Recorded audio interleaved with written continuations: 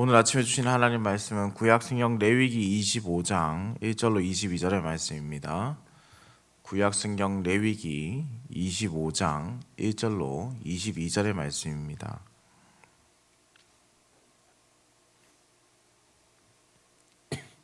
함께 한 목소리 합독해서 읽겠습니다. 여호와께서 시내산에서 모세에게 말씀하여 이르시되 이스라엘 자손에게 말하여 이르라. 너희는 내가 너희에게 주는 땅에 들어간 후에 그 땅으로 여호와 앞에 안식하게 하라. 너는 6년 동안 그 밭에 파종하며 6년 동안 그 포도원을 가꾸어 그 소출을 거둘 것이나 일곱째 해에는 그 땅이 쉬어 안식하게 할지니 여호와께 대한 안식이라. 너는 그 땅에 파종하거나 포도원을 가꾸지 말며 내가 거둔 후에 자란 것을 거두지 말고 가꾸지 아니한 포도나무가 맺은 열매를 거두지 말라. 이는 땅의 안식년임이니라. 안식년의 소출은 너희가 먹을 것이니 너와 내 남종과 내 여종과 내 품꾼과 너와 함께 거류하는 자들과 내 가축과 내 땅에 있는 들짐승들이 다 그 소출로 먹을 것을 삼을지니라. 너는 7 안식년을 계수할지니 이는 7년이 7번인즉 안식년 7번 동안 곧 49년이라. 일곱째 달 열흘날은 속죄일이니 너는 뿔나팔 소리를 내되 전국에서 뿔나팔을 크게 불지며 너희는 50년째 해를 거룩하게 하여 그 땅에 있는 모든 주민을 위하여 자유를 공포하라. 이 해는 너에게 희년이니 너희는 각각 자기의 소유지로 돌아가며 각각 자기의 자가족에게로 돌아갈지며 그 50년째 해는 너희의 희년이니 너희는 파종하지 말며 스스로 난 것을 거두지 말며 가꾸지 아니한 포도를 거두지 말라. 이는 희년이니 너에게 거룩함이니라. 너희는 밭의 소출을 먹으리라. 이 희년에는 너희가 각기 자기의 소유지로 돌아갈지니라. 내 이웃에게 팔든지 내 이웃의 손에서 사거든 너희 각 사람은 그의 형제를 속이지 말라. 그 희년 후의 연수를 따라서 너는 이웃에게서 살 것이요 그도 소출을 얻을 연수를 따라서 내게 팔 것인즉 연수가 많으면 너는 그것의 값을 많이 매기고 연수가 적으면 너는 그것의 값을 적게 매길지니 곧 그가 소출의 다소를 따라서 내게 팔 것이라. 너희 각 사람은 자기 이웃을 속이지 말고 내 하나님을 경외하라. 나는 너희의 하나님 여호와이니라.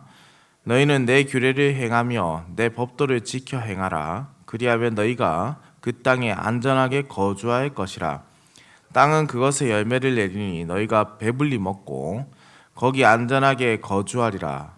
만일 너희가 말하기를 우리가 만일 7째 해에 심지도 못하고 소출을 거두지도 못하면 우리가 무엇을 먹으리요 하겠으나 내가 명령하여 6째 해에 내 복을 너희에게 주어 그 소출이 3년 동안 쓰기에 족하게 하리라.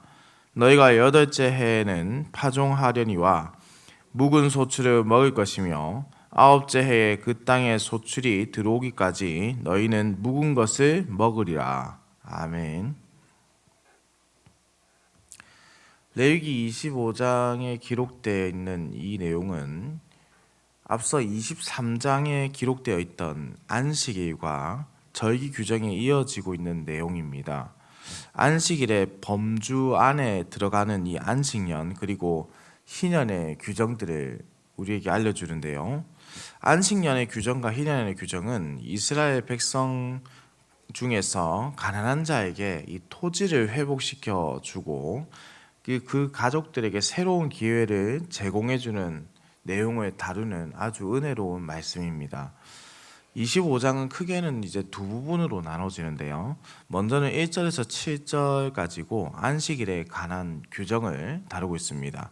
다음은 8절에서 55절 희년에 대한 이제 규정인데요.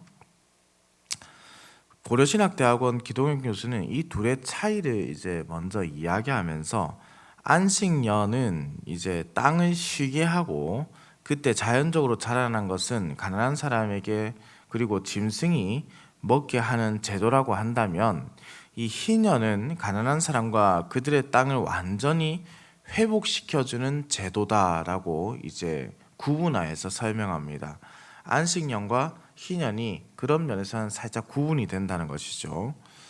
고대 근동에서는 찾아보기 힘든 일반적인 이웃에 대한 따뜻한 배려와 도움의 차원, 그것을 훨씬 넘어서서 결국 무엇인가를 소유하고자 하는 그 욕구를 제한하게 되고 하나님의 선을 추구하게 만드는 제도라고 할 수 있습니다.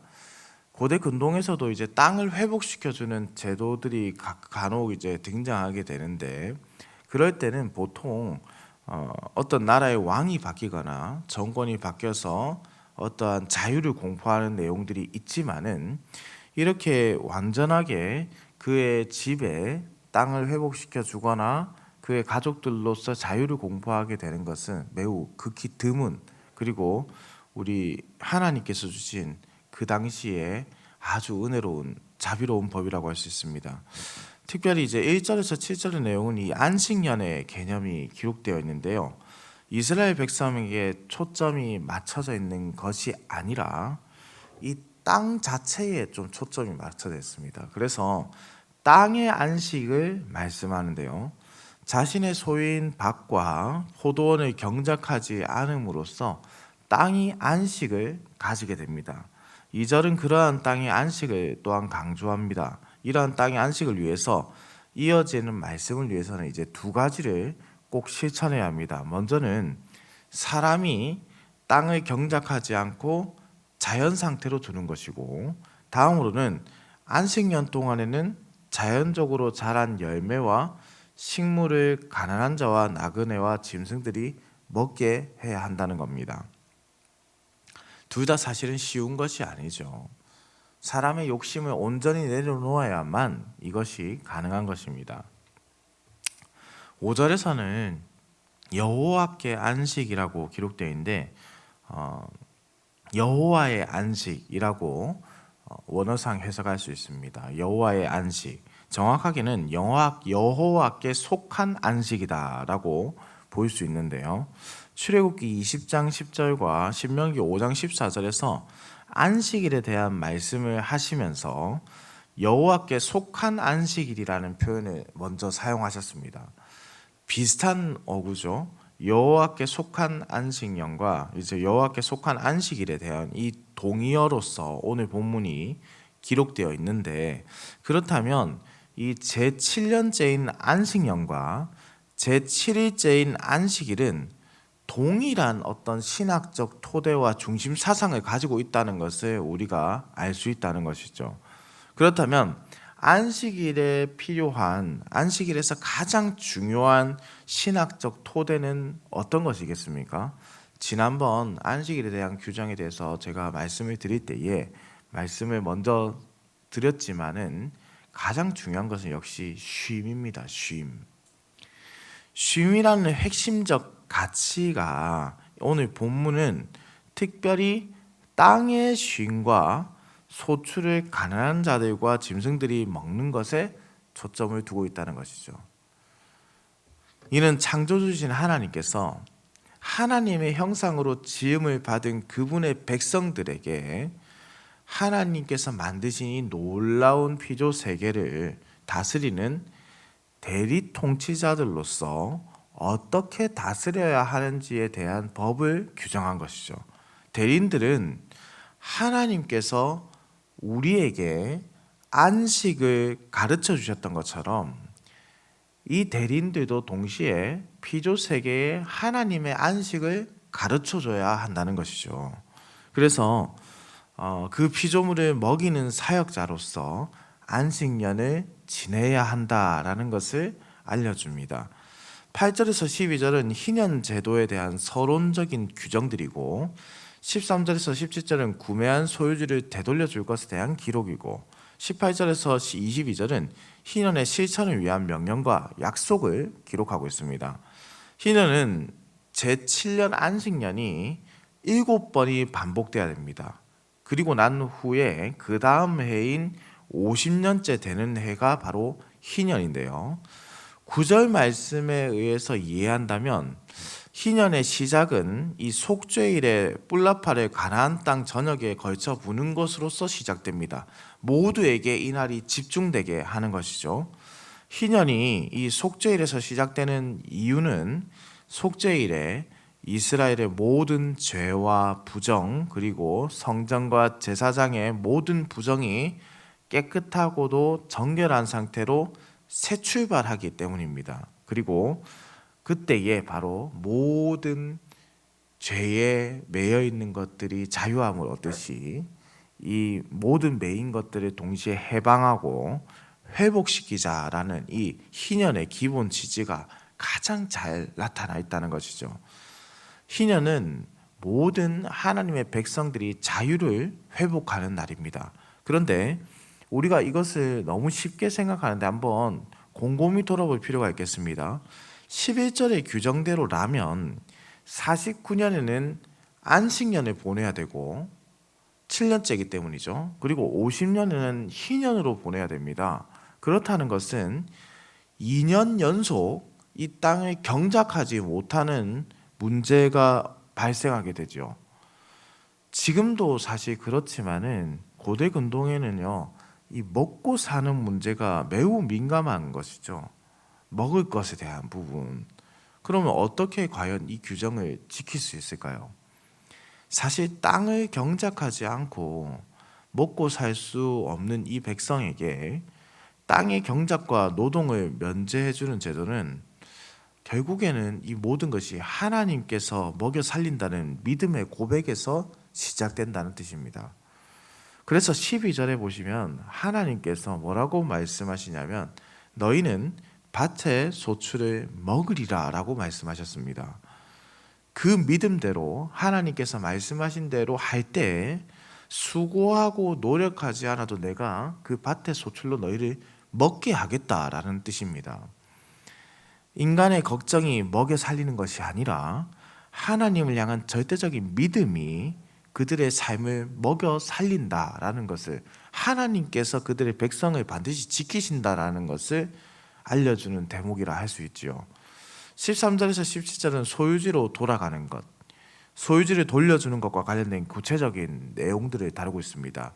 매매 토지뿐 아니라 선물로 받은 땅, 희년에게 원주인에게 돌려주어야 됩니다. 희년이 되면 토지를 통해서 부자들이 끊임없이 재산을 증식하는 그러한 것을 막아서게 되고, 가난한 자는 어떻습니까? 다시 기회를 제공받게 되는 아주 놀라운 은혜지요.